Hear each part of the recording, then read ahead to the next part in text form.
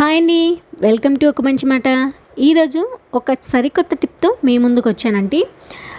పులిహోర చేయడం చాలామందికి చాలా కష్టంగా ఫీల్ అవుతూ ఉంటారనమాట. అలా కాకుండా నిమిషాల్లో పులిహోర ఎలా చేసుకోవాలో ఈరోజు మనం ఈ వీడియోలో చూసేద్దామండి. ఏం లేదండి, పులిహోర నిమిషంలో అయిపోవడానికి ఈరోజు నేను చింతపండుతో పులుసు చేసి పెట్టుకుంటున్నాను అనమాట. అది మనకి ఎన్ని రోజులైనా ఫ్రిడ్జ్లో కానీ బయట కానీ స్టోర్ ఉంటుందన్నమాట. అది ఎలా చేయాలో ఈ వీడియోలో చూసేద్దాము.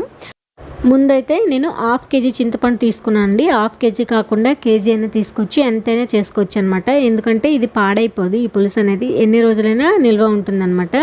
నేనైతే అందులో కొంచెం వాటర్ వేసుకొని బాగా నానబెట్టుకొని అదంతా కూడా వడకట్టుకొని ఇలా రెడీ చేసి పెట్టుకున్నానండి. ఈ పిప్ అనేది మనం పడేయకుండా ఎందులో అయినా, చారులో అయినా పులుసులో అయినా కూడా వేసుకోవచ్చు అనమాట. తర్వాత మనం పిండుకున్న పులుసు అంతటిని కూడా స్టవ్ ఆన్ చేసి స్టవ్ పై పెట్టుకొని అందులో పచ్చిమిర్చి వేసుకోవాలండి. ఇలా చాలామంది ఏంటంటే పులిహోరలో పచ్చిమిర్చి డైరెక్ట్గా వేసేస్తూ ఉంటారు. అలా అయితే మనకి చాలా పచ్చిమిర్చి అనేవి వేస్ట్ అయిపోతూ ఉంటాయి. అలా కాకుండా ఇలా పులుసులో వేసుకుంటే మనకి ఎక్కువ పచ్చిమిర్చి అనేవి ఖర్చు అవ్వకుండా ఉంటాయి అన్నమాట. సో ఇప్పుడు ఇందులోనే కొద్దిగా ఉప్పు, పసుపు వేసేసుకోవాలండి. మనకి గుడిలో పెట్టే ప్రసాదం చాలా టేస్ట్గా ఉంటుంది. మనం ఎప్పుడు చేసినా సరే అంత టేస్ట్గా చేయలేకపోతున్నాము అనుకుంటారు కదా చాలామంది. ఏం లేదండి, అందులో కొద్దిగా మెంతి పౌడర్ అనమాట. మెంతుల్ని బాగా ఫ్రై చేసి, నేను హాఫ్ కేజీ చింతపండు తీసుకున్నాను కాబట్టి ఒక 1/2 టీ స్పూన్ మెంతి పొడి వేసుకోవాలి. నెక్స్ట్ ఒక 5 టేబుల్ స్పూన్ నువ్వుల పొడి అనేది వేసుకోవాలండి. నువ్వుల్ని బాగా ఫ్రై చేసుకొని అవి బాగా మెత్తగా మిక్సీ పట్టుకోవాలన్నమాట. ఈ రెండింటిని కూడా మనం వేసినట్లయితే మంచి ప్రసాదం టేస్ట్ అనేది మనకి వస్తుందండి.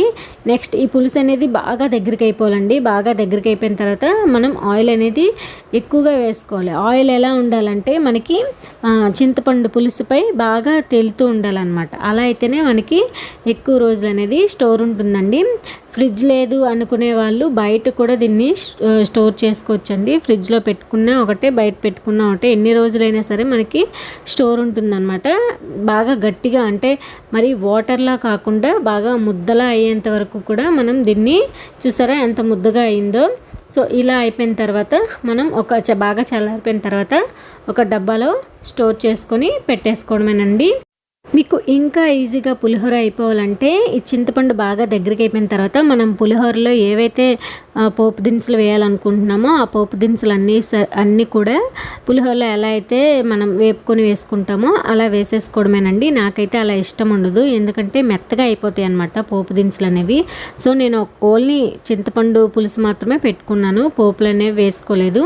నేను ఎప్పుడైతే పులిహోర చేసుకోవాలనుకుంటానో అప్పుడు ఈ చింతపండు గుజ్జు అనేది అందులో వేసుకొని డైరెక్ట్గా తాలింపు పెట్టేసుకొని రైస్లో కలిపేసుకుంటానండి.